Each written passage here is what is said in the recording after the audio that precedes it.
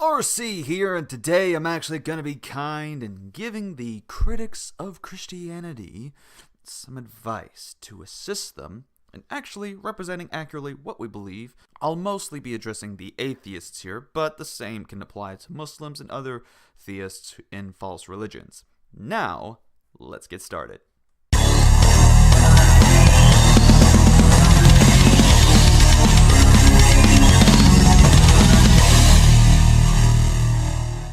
Even before my debate with R and Ra, I've noticed that there is a common mindset and behavior in which one doesn't really bother to understand or engage with Christianity. They think all they know is what Fox and CNN tells them, or it's what they gather from the lay Christian parents growing up as other lay Christians as well, and they only know something from American tradition instead of a historical or biblical one. This bothers me because not too many atheists then represent actual Christian doctrine or even get the Bible accurately in representation. All we get is misrepresentations that are poorly composed and nothing more than emotional rants that do not even address the topics that we sometimes talk about.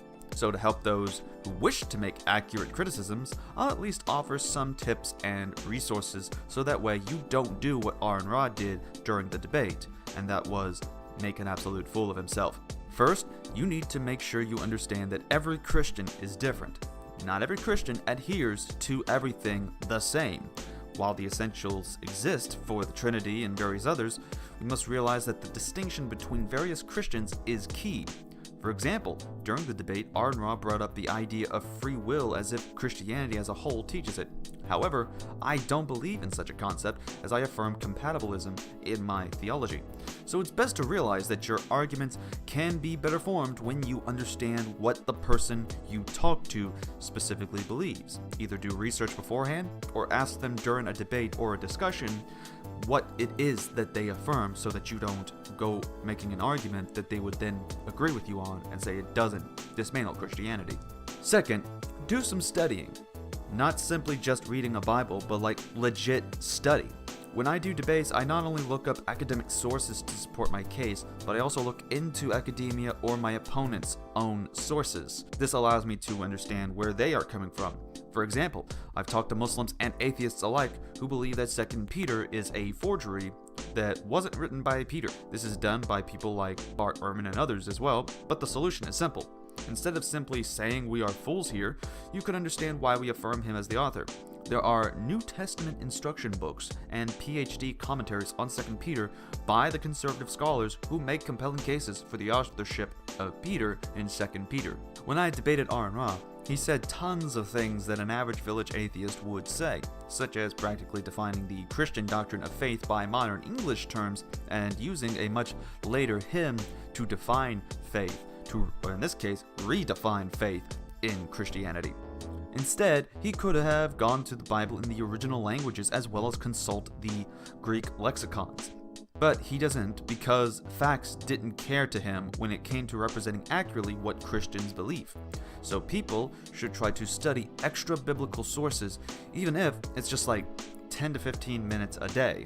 You'd be surprised at what you'll learn from academic articles and PhD instead of your average lay Christians. Third, consider context.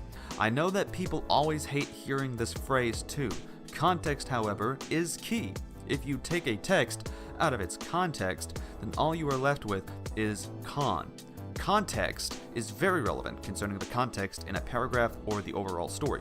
It's also important to understand the historical background context of the writing when it comes to the text.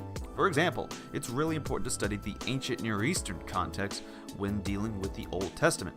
There was also the Greco-Roman world in the 1st century, as well as Judaism at that particular time. When we learn about this, it may help us gain insight into the Bible. But when you see a verse that seems to read one way by itself, the paragraph, chapter, or book will give us an answer that we may be wanting. So consider reading more than a few verses and do what you would do when studying any ancient document or piece of literature. Fourth, deal with Bible scholars instead of popular apologists. Most times, you atheists, or even the other different critics, keep dealing with internet apologists or popular ones like William Lane Craig. But as much as we appreciate your feedback, you really should consider dealing with people that are PhDs in this, that deal with this on a highly skilled level, even better than people like Craig. You got Thomas Schreiner, Craig Blomberg, John Frame, Paul Barnett, Michael J. Kruger, John Walton, Tremper Longman III, Michael Heiser, and many others. These guys have written books with tons of extensive detail defending what we Christians believe in. It would probably be good if you started interacting with and engaging these scholars' work and materials in your reviews or in your criticisms or your videos. While a few already engage with this already, there are only a handful in the atheist community who even bother. So the best way to get credit and refute Christians is to refute those who are very well championed theologians, biblical scholars, textual critics, and historians on the matter. Fifth, learn to be humble in your criticisms. We've been told that we should accept that we could be wrong, and that if we are proven wrong, we should accept that correction. However, the same goes for those who make criticisms that are able to be debunked. Most times, there is a sense of pride in most people that they feel that if they accept being wrong on one issue, that must mean they are admitting Christianity is true. Just because you are wrong in one aspect of an argument during a debate doesn't mean your entire argument falls apart immediately or is invalid. That's why debates and discussions are usually drawn out in detail. You can't just simply settle in the issue based on only one aspect in a complicated topic. So these are my tips to atheists out there. Take what you will from these tips, but consider that while I think you may be wrong in your claims, it does not mean I think or desire for your idea to be defeated instantly. I simply wish to help as well as offer a chance for there to be the best that atheism has to offer with their advocates. This advice, by the way, doesn't just apply to just atheists, but other views that are in opposition against Christianity. So, I hope it helps out. Been RC Apologist. Take care.